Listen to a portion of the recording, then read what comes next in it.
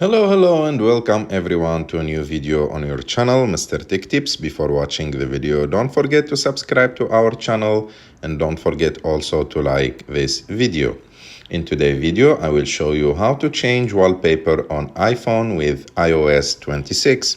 To do this, you have just to go to Settings, and after Settings, scroll down a little bit until you find the option Wallpaper.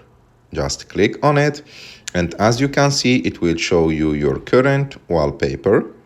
And if you want to change it and add a new one, you have just to swipe left, and after that click on that plus blue icon. And as you can see, it will show you some pictures from your phone. You can choose any picture of them, click on it like that. And if you like this picture, you can just click on add, and like that you will change your wallpaper. I hope that you like this video. If you like this video, don't forget to subscribe to our channel, to like this video, and see you in the next one.